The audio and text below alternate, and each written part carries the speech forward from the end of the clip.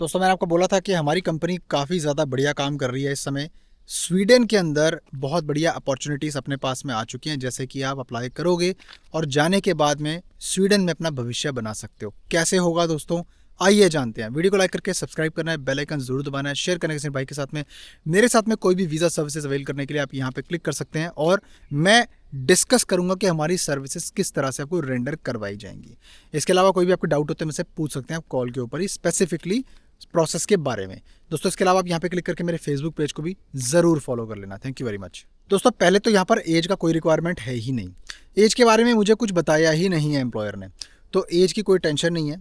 इसके अलावा इसके अंदर जो लोगों की ज़रूरत है वो सिर्फ और सिर्फ 10 से 12 लोग चाहिए, ज़्यादा नहीं चाहिए।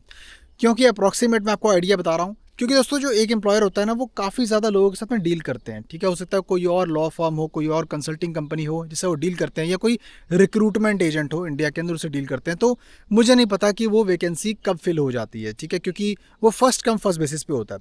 तो इसके अलावा दोस्तों अगर आपको कुछ नहीं आता हो या आपके पास में कोई भी किसी प्रकार का कोई एक्सपीरियंस ना हो, तो उनको कुछ सर्टेन टाइम ड्यूरेशन के लिए जो है सीजनल काम के लिए वहाँ पे बुलाया जाएगा। और वहाँ पे जाने के बाद में आप सीजनल वर्क वीज़ा पे कुछ टाइम के लिए काम करेंगे। और अगर आपका एम्प्लॉयर आपको रखना चाहे तो एम्प्लॉयर से आप बात करके अपना लॉन्ग टर्म रेजिडेंसी का पाथवे जो चूज़ कर सकते हो, क्योंकि एम्प्लॉयर के हाथ में सब कुछ होता है, मेरे हाथ में नहीं।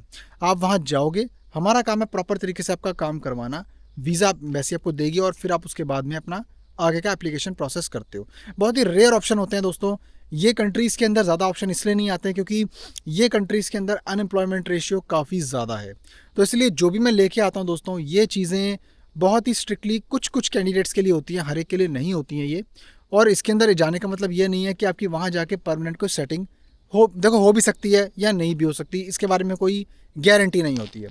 तो खैर इसके अंदर मैं आपको पूरा प्रोसेस बता देता हूँ। दोस्तों देखो, स्वीडन के अंदर जो है ना, उनका माइग्रेशन अफेयर्स ये कहता है कि अगर आप सीजनल वर्कर हो तो आप शॉर्ट टर्म के लिए वहाँ पे आ सकते हो स्पेसिफिक रूल्स के अंदर, जैसे हार्वेस्टिंग हो गई, या फिर कोई खेती बाड़ी का काम हो गया, या फिर कोई फिश प्रोसेसिंग हो गई, या फिर कोई अलग तरह का जो है काम हो गया जिसकी जैसे कि अब मान लो कभी कभी, अभी मैंने पीछे बात की थी, तो कभी कभी क्या होता है कि सर्दियों के अंदर ना तो बर्फ़ हटाने के लिए उनको सेमी गवर्नमेंट या फिर प्रोजेक्ट के ऊपर जो है इस तरह के लोग चाहिए होते हैं जो काम करें।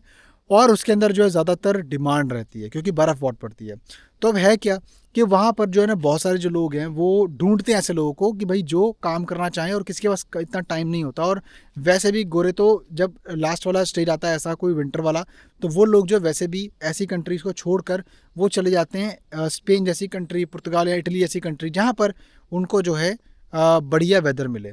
तो ये सिस्टम रहता है। तो उस टाइम पर क्या है कि बर्फ़बारी के अंदर सफाई करने की भी काफ़ी ज़रूरत पड़ती है। तो कई तरह के रोल्स होते हैं, है ना, ये सीजनल के अंदर कई तरह के रोल्स होते हैं।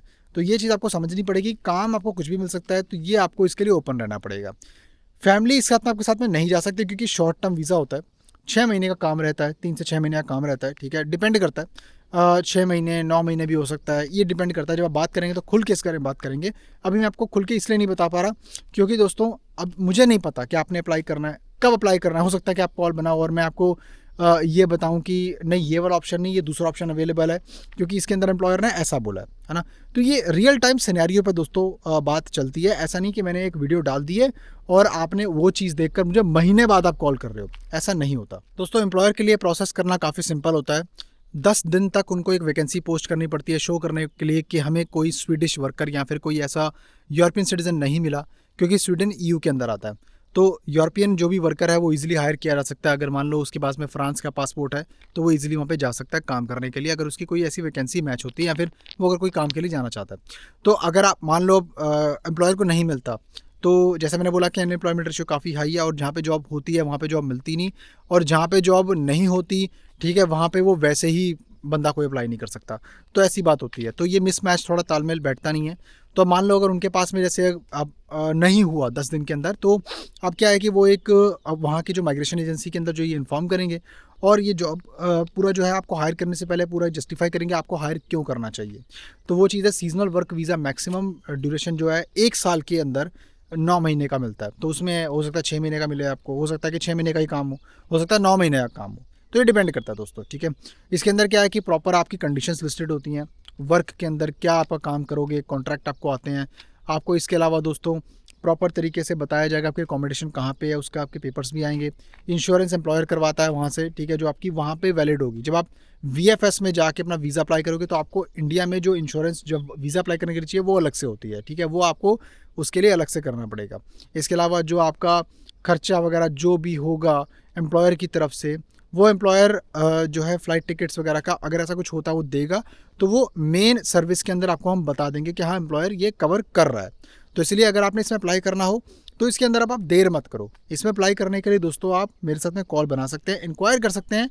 हाँ, ये हो सकता है कि रियल टाइम बेसिस पे अगर आप देरी में कॉल करें या मुझे मालूम नहीं कब आपने बात करनी है मेरे से, तो हो सकता है कि ये ऑप्शन अवेलेबल ना भी हो, है ना, इस बात की कोई गारंटी नहीं है, ठीक है। तो ये बात हमेशा याद रखनी है, जो वीडियोस में पोस्ट करता हूँ वो रियल टाइम बेसिस पे होती है, क्योंकि मेरे पास में और भी लोग हैं काम करने वाले, B2B पार्टनर्स हैं, एजेंट्स हैं, तो ये चीज़ें ध्यान आपने रखनी होती हैं, ठीक है।